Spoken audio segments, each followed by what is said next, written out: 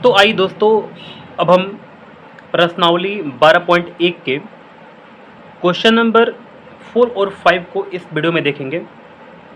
तो मैं आपको बता दूं कि हमने अभी प्रश्नावली 12.1 के जो 3 क्वेश्चन थे, पहला, दूसरा और तीसरा, इसका सॉल्यूशन मैंने अपने चैनल पर दे रखा है।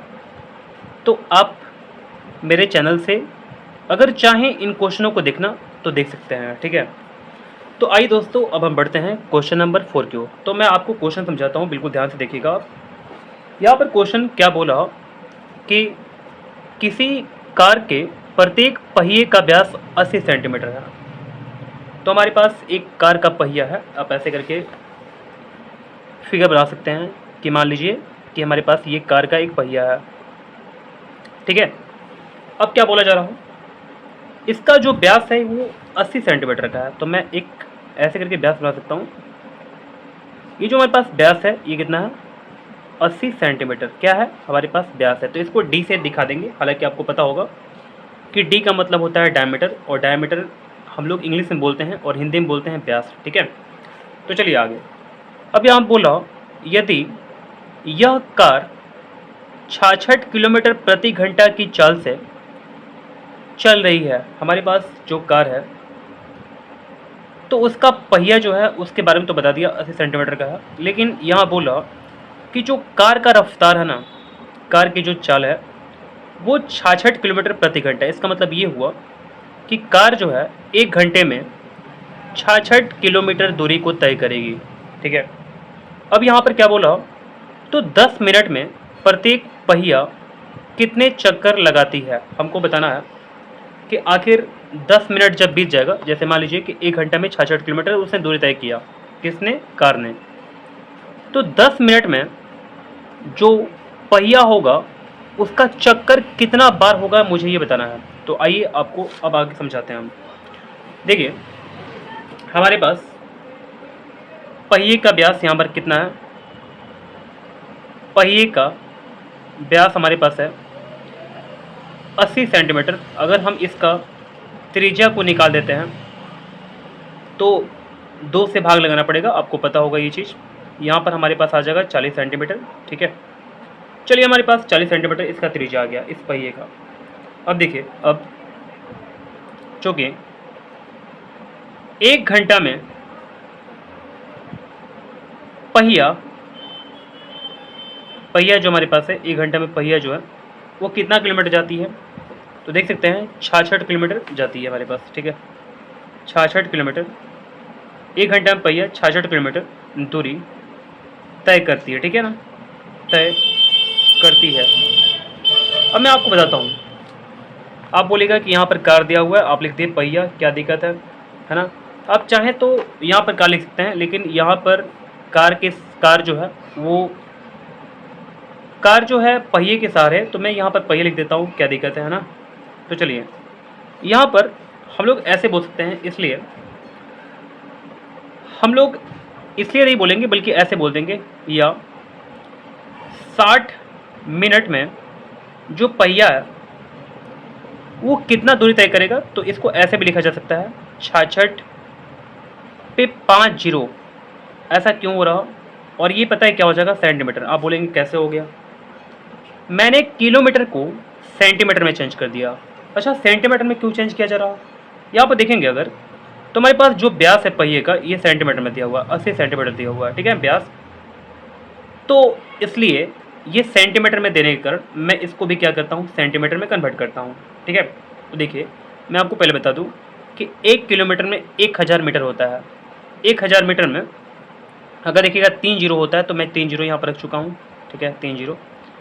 अभी हमारे पास 66,000 मीटर आ गया था, ठीक है, इकाई, दहाई, सैकड़ा, हज़ार, 10,000, 66,000 मीटर आ गया था यहाँ से लेकर के यहाँ तक देखे तो हम।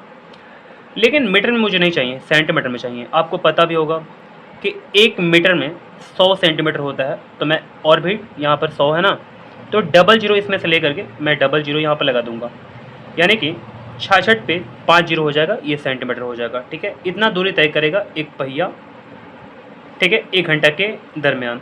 समझ के बात को ना, यानी कि 60 मिनट के दरमियान।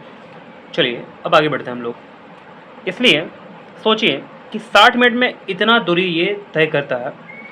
1 मिनट की अगर बात करें हम तो कितना दूरी तय करेगा, आप बोलेंगे कि भाग लगाना पड़ेगा इसको, है ना। यानी कि 66 पर 5 जीरो हमारे पास हो जाएगा और बटे में क्या हो जाएगा, यहाँ पर हमारे पास 60 हो जाएगा, ठीक है। लेकिन बात किया हुआ है हमको कि 10 मिनट, यहाँ पर देख सकते हैं आप कि 10 मिनट में प्रत्येक पहिया कितने चक्कर लगाती है, ठीक है। तो चलिए हम 10 मिनट के अंदर निकालते हैं कि आखिर 10 मिनट के अंदर ये जो दूरी तय करेगा वो कितना होगा। तो देख सकते हैं 66 पे 5 जीरो हो जाएगा आपका, 1 2 3 4 5 हो जाएगा और बटे में 60 हो जाएगा और गुणे 10 हो जाएगा, ठीक है। यहाँ पर कैंसिल कराना पड़ेगा, जैसे 0 से 0 कैंसिल करा सकते हैं हम लोग। यहाँ पर 6 को कैंसिल कराएंगे, 6 से 66 पे 5 जीरो जो हमारे पास है, तो इसको कैंसिल करा देंगे हम लोग। कितना आ जाएगा हमारे पास, तो 11 छक्का 66 होता है और यहाँ पर हमारे पास 5 जीरो है तो मैं 5 जीरो इसमें लगा दूंगा, ठीक है। और हमारे पास क्या आ गया, यानी कि 11 पर 5 जीरो सेंटीमीटर हमारे पास आ गया, ठीक है। चलिए मैं आपको थोड़ा सा अच्छा समझा दूँ, सुनिएगा ध्यान से।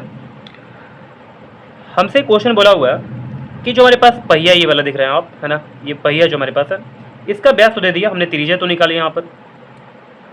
अब देखिएगा, सुनिएगा, अगर इसका रफ्तार हमारे पास दिया हुआ 66 किलोमीटर प्रति घंटा, तो मैंने इसको निकाल दिया, यानी कि ये 10 मिनट में हमसे पूछ रहा है कि कितना बार चक्कर लगाएगा, तो 10 मिनट में कितना दूरी तय करेगा पहले ये निकालेंगे, ठीक है।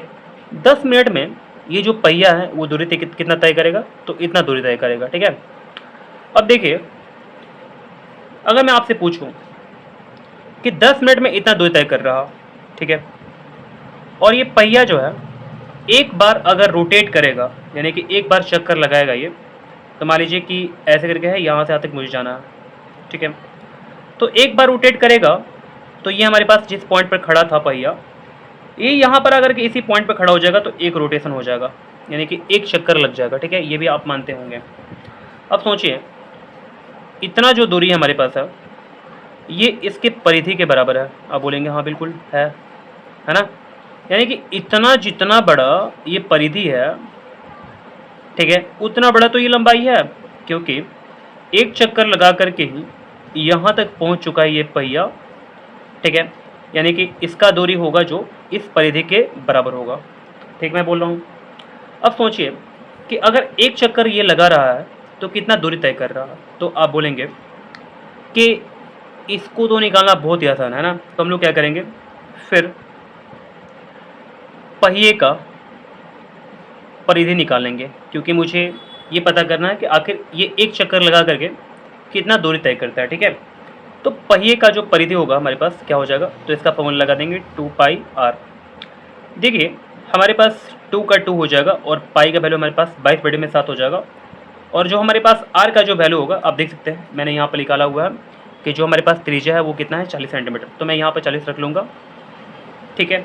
और हमारे पास परिधि जो आता है वो सेंटीमीटर में आता है, क्योंकि हमारे पास जो 40 था वो सेंटीमीटर में था, तो मैंने यहाँ पर लिख दिया सेंटीमीटर, ठीक है।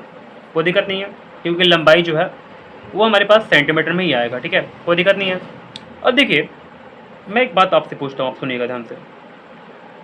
अगर हमारे पास कुल दूरी इतना है, जबकि पहिया जो है वो एक बार में इतना दूरी तय करता है, ठीक है, एक चक्कर लगाने में इतना दूरी तय करता है।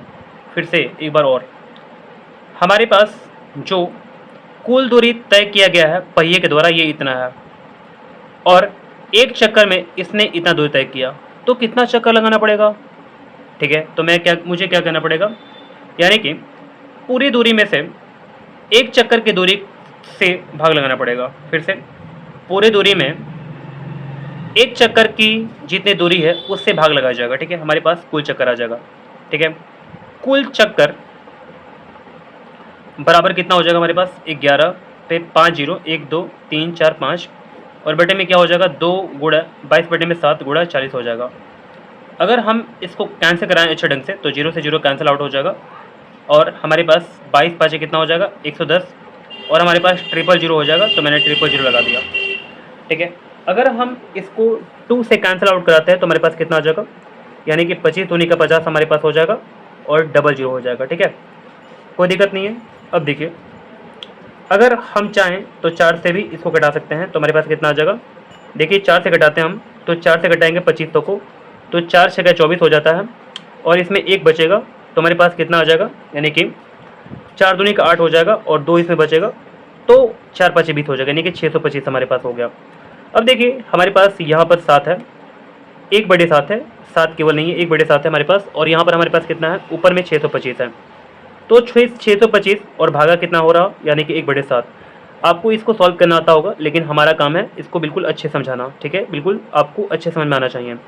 तो मैं क्या करने वाला हूँ, इसमें जो 625 है इसमें भाग देने वाला हूँ 1/7 से, क्योंकि यहाँ पर यही चीज़ बोल रहा है, ठीक है। तो देखिएगा 625 में हम लोग भाग देते हैं किससे, 1/7 से। अगर भाग देते हैं तो हमारे पास जो, जैसे यहाँ पर इसको सॉल्व करते हैं तो हमारे पास 625 गुणे क्या हो जाएगा, 7/1, तो गुणा करना पड़ेगा। तो मैं इसको डायरेक्ट गुणा करता हूँ 625 में 7 से, ठीक है। तो 625 गुणे 7 तो क्या हो जाएगा हमारे पास, 7 5 35 का 5 हासिल 3, 7 दूनी का 14 और 3 कितना हो जाएगा, 17 का 7 हासिल 1, 6 7 42, 1 43, यानी कि 4375। ये कितना हो जाएगा हमारे पास, यानी कि चक्कर हो जाएगा, ठीक है। उम्मीद करता हूँ कि ये क्वेश्चन बिल्कुल आपको अच्छे समझ में आ गया होगा। तो आइए दोस्तों अब हम देखना स्टार्ट करते हैं क्वेश्चन नंबर 5 को। तो हमारे सामने क्वेश्चन है, निम्नलिखित में सही उत्तर चुनिए तथा अपने उत्तर का औचित्य दीजिए। तो हमारे पास जो आंसर है हमारे पास, ठीक है, ये 4 हमारे पास आंसर है, इसमें सही जो आंसर है उसको चुनना है, ठीक है, तथा अपने उत्तर का औचित्य दीजिए। हमको उत्तर का औचित्य देना है। तो आइए समझते हैं आप क्वेश्चन को। यहाँ पर बोल रहा, यदि एक वृत्त का परिमाप और क्षेत्रफल संख्यात्मक रूप से बराबर हैं तो उस वृत्त की त्रिज्या है, ठीक है। तो हमारे पास जो वृत्त है इसका जो परिमाप है, वृत्त का परिमाप बराबर जो है, परिमाप और क्षेत्रफल संख्यात्मक रूप से बराबर है। तो वृत्त का जो परिमाप है वृत्त के क्षेत्रफल के बराबर है, ठीक है, संख्यात्मक रूप से। तो हमको क्या बताना है, इसका त्रिज्या बताना है। तो देखिए यहाँ पर फॉर्मूला को अप्लाई कर लीजिए। वृत्त का जो परिमाप निकल कर आएगा, अगर आएगा तो क्या आएगा हमारे पास, अगर त्रिज्या हमारे पास r है तो फॉर्मूला होता है 2πr, ठीक है, और बराबर क्या हो जाएगा हमारे पास, वृत्त का जो क्षेत्रफल होता है उसका फॉर्मूला क्या होता है हमारे पास, πr² हो जाएगा। अब देखिए पाई से पाई कैंसिल करा देंगे हम लोग, और यहाँ पर r है, यहाँ पर r² है, तो r² को अगर r से हम लोग कैंसिल कराते तो हमारे पास r आ जाएगा, और हमारे पास यहाँ पर r इक्वल टू क्या आ गया, 2 आ गया, ठीक है। तो r इक्वल टू हम लोग लिख देंगे 2 इकाई, समझ के बात को ना। तो ये हमारे पास आंसर आ जाएगा, या आप मात्रक भी लिख सकते हैं चाहे तो यहाँ पर। हालांकि हमारे पास जो आंसर है ये बोला यहाँ पर मात्रक, ठीक है, 2 मात्रक, तो 2 इकाई भी लिखा जा सकता है, 2 मात्रक भी लिखा जा सकता है, इसमें कोई दिक्कत नहीं है, ठीक है। तो उम्मीद करता हूँ क्वेश्चन नंबर 5 आपको बिल्कुल अच्छे समझ में आ गया होगा। अब चलिए मिलते हैं हम लोग नेक्स्ट वीडियो में।